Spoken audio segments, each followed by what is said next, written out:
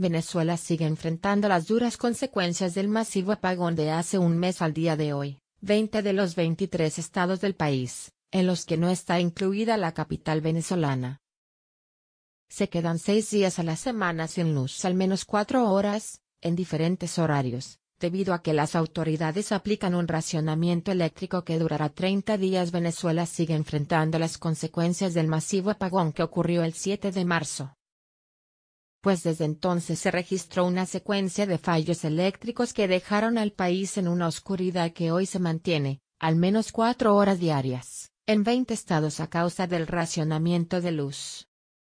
El megapagón que ocurrió hace un mes afectó a casi todo el país durante 5 días, paralizando sus actividades, y aunque el 12 de marzo el régimen anunció que la electricidad estaba restituida casi en su totalidad tras ataques al sistema eléctrico, el día 25 la nación petrolera volvió a sufrir los masivos apagones.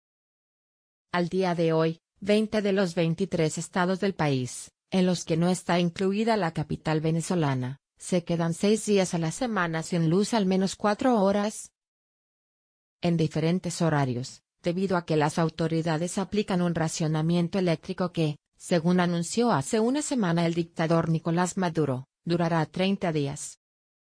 Sin embargo, en Zulia, noroeste, el estado más afectado por los apagones debido a que los vive desde hace meses, su gobernador local, Omar Prieto, indicó que los habitantes recibirían electricidad de 4 a 6 horas.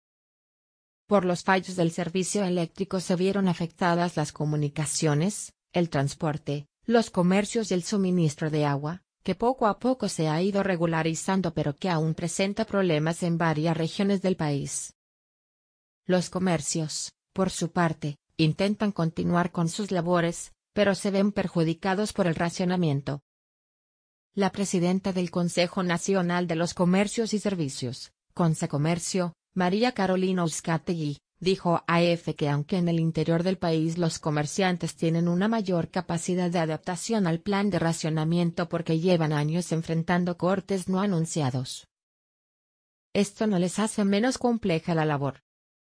Además, reiteró que durante el apagón masivo del 7 de marzo hubo saqueos en varios estados del país, como Falcón, Mérida, Lara, Apure, Oeste, Anzoátegui, Sucre, Este, Miranda, Aragua, Centro, y Zulia, este último el más perjudicado, debido a que en las otras regiones hubo una atención inmediata por parte de las autoridades.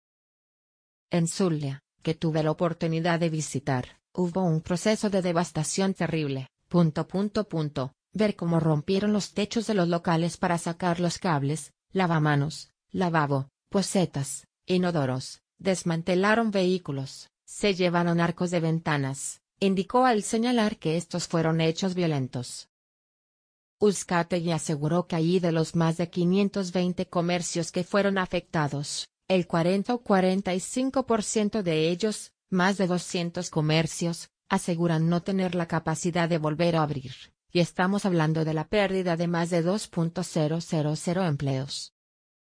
La representante de los comerciantes indicó que calcula que las pérdidas para el país superan los $1.200 millones por los apagones ocurridos desde hace un mes. Por su parte, el presidente de la principal patronal, Fede Cámaras, Carlos Larrazábal, dijo a AF que hasta el momento no tiene una estimación exacta sobre las pérdidas que dejaron todos los fallos del servicio eléctrico ocurridos en la primera y última semana de marzo. Sin embargo, destacó que por el masivo apagón del día 7 se estima que hubo pérdidas diarias de $200 millones. Aseguró, en ese sentido, que las pérdidas por los apagones que se registraron en la última semana de marzo son más difíciles de calcular debido a la intermitencia del servicio. Además, alertó que el racionamiento eléctrico que aplica el régimen está afectando aún más la producción, y con ello el abastecimiento de los alimentos, que se ha visto perjudicado desde hace unos 5 años por la severa crisis económica que vive el país. Precisamente esta semana la Federación Nacional de Ganaderos, Fedenaga, se declaró en emergencia debido a que las fallas en el servicio eléctrico siguen produciendo graves daños a su operatividad.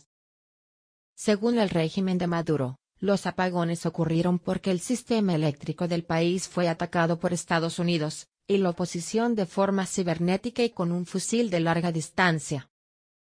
La oposición, por su parte, señala que la falta de mantenimiento y la corrupción de Estado fue lo que provocó los fallos eléctricos.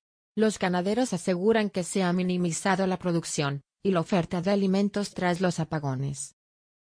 El Banco Mundial evalúa un plan para atender la pobreza en Venezuela ante un eventual cambio de gobierno. Carlos Veg, economista jefe para América Latina y el Caribe en el organismo, consideró que se necesitará decenas de miles de millones de dólares para ayudar al país a salir de la crisis. Aunque evitó dar plazos, señaló que combatir la hiperinflación será lo más rápido. El Banco Mundial evalúa un plan para atender la pobreza en Venezuela en el marco de un programa amplio de recuperación económica del país ante un eventual cambio de gobierno. Tras la difusión del último informe semestral del organismo para la región, que señala una implosión económica en la otrora potencia petrolera, el Ejecutivo ofreció una entrevista a la agencia AFP. El informe estima una contracción del PIB en Venezuela de 25% para este año, con una caída acumulada de 60% desde 2013. Dijo Carlos Veg, economista jefe del BM para América Latina y el Caribe. ¿Qué prevé hacer el BM? Respuesta: el banco cerró sus oficinas en Caracas en 2009, pero sigue de cerca la situación venezolana, explorando alternativas y formulando posibles planes. Un plan de recuperación para Venezuela tendría 3 pilares. 1. Combatir la inflación y estabilizar la macroeconomía, lo cual estaría a cargo del FMI. 2. Aumentar la producción de petróleo, que cayó a la mitad desde 2014, y 3. Atender el área social, que es donde participaría el Banco Mundial junto a otros organismos, como el Fondo, el BID, Banco Interamericano de Desarrollo, y posiblemente la CAF, el Banco de Desarrollo de América Latina. Para el banco, las prioridades serían combatir la pobreza, que estimamos en 90%, y abordar la falta de comida y medicamentos. ¿Cuándo será eso? No se sabe. Estos planes no están aún confirmados, y son para aplicar cuando las circunstancias se den. P. ¿Cuánto dinero se necesitará para ayudar a Venezuela? R. Es muy difícil estimar, pero van a ser decenas de miles de millones de dólares. ¿Cuánto tiempo llevará a recuperar la economía? R. Ojalá pudiéramos saberlo. P. Este año se prevé una tasa inflacionaria anual de 10 millones%. Ayudará a eliminar el déficit fiscal, y por lo tanto la hiperinflación, será lo más rápido. Mejorar la producción de crudo va a ser un poco más lento, porque la estatal petrolera, IPSA, ha sufrido de falta de mantenimiento y capacidad técnica. Atender lo social quizás será lo que demore más, porque la crisis humanitaria y social no tiene precedentes en la historia moderna de la región. P. El informe señala políticas altamente distorsivas y mala gestión en general. R. Venezuela adoptó, empezando por Hugo Chávez, entre 1999 y 2013, y después con Nicolás Maduro, un modelo de desarrollo que claramente no funcionó, y que estuvo a cargo de gente que no estaba capacitada para cumplir con las funciones básicas del Estado. Venezuela tiene las reservas petroleras comprobadas más importantes del mundo, y IPSA, que siempre fue un pilar fundamental, se desmoronó. P. ¿Aplicar sanciones complica más el panorama? R. No voy a comentar sobre eso porque es un tema político. Venezuela es un ejemplo a no seguir. P. Esta semana el principal asesor económico de la Casa Blanca, Larry Kudlow, dijo que Estados Unidos prevé inyectar dólares en Venezuela si el presidente Nicolás Maduro deja el poder. ¿Se está pensando dolarizar Venezuela? R. Yo no dolarizaría. El 95% de las hiperinflaciones se solucionaron eliminando el déficit fiscal con ayuda financiera, y estableciendo un tipo de cambio fijo del dólar a la moneda doméstica por un plazo establecido, que luego se puede flexibilizar. Más sobre este tema: así entrena el chavismo a civiles armados en las escuelas venezolanas. El régimen de Nicolás Maduro le pide ayuda a México y Uruguay para iniciar un posible diálogo con la oposición. Juan Guaidó advirtió al régimen cubano que no entregará más petróleo venezolano, Se acabó el chuleo. Juan Guaidó advirtió al régimen cubano que no entregará más petróleo venezolano. Se acabó el chuleo luego de las sanciones que Estados Unidos impuso el viernes contra los envíos de crudo venezolano a la isla.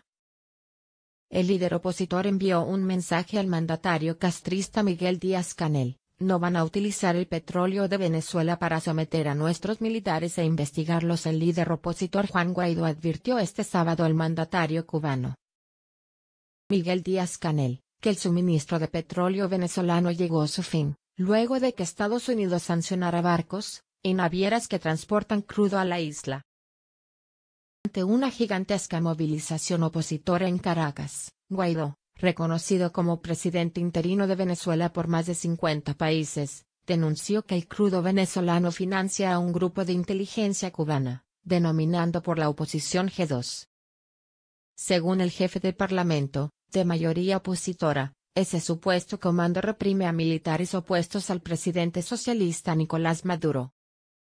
Se acabó el chuleo, aprovechamiento, al petróleo de Venezuela, así que señor Díaz-Canel, la única injerencia que no vamos a permitir es la que quiere hacer su G2 cubano en Venezuela, y por eso no más petróleo. No van a utilizar el petróleo de Venezuela para someter a nuestros militares e investigarlos, dijo Guaidó. El viernes, en su estrategia para asfixiar a Maduro, el Departamento del Tesoro estadounidense sancionó a 2 compañías que, según autoridades de ese país, entregaron petróleo venezolano a Cuba en febrero y marzo de 2019. Además, el Tesoro calificó como propiedad bloqueada a 34 embarcaciones de la petrolera estatal PPSA. Díaz-Canel consideró las medidas como un acto de extraterritorialidad, injerencia y de soberbia imperial, según escribió el viernes en Twitter. No queremos injerencia de Cuba, exclamó Guaidó, quien se autoproclamó mandatario encargado luego que el legislativo declarara usurpador a Maduro por considerar que su segundo mandato, iniciado el 10 de enero, resultó de elecciones fraudulentas. Venezuela suministra petróleo a Cuba a precios preferenciales, mediante un acuerdo en el que La Habana provee médicos a los programas asistenciales de Maduro, quien cuenta con el apoyo de las Fuerzas Armadas y Rusia. Además, los adversarios del régimen chavista denuncian que la cooperación incluye una fuerte presencia militar cubana en Venezuela. Estados Unidos calculan 50.000 barriles los envíos diarios. Washington, que endureció su política contra La Habana, ya había impuesto medidas punitivas contra más de 80 funcionarios y exfuncionarios de Venezuela, incluido Maduro, y casi 40 entidades más. Aplicó a fines de enero sanciones a PPSA que funcionarán de hecho como un embargo al crudo venezolano cuando empiecen a regir el 28 de abril. La intensa crisis que vive hoy Venezuela ha provocado un descenso en el intercambio comercial bilateral, y un sensible descenso en los envíos de petróleo subsidiado que suministra a Cuba, que ha tenido que buscar proveedores alternativos como Rusia y Argelia.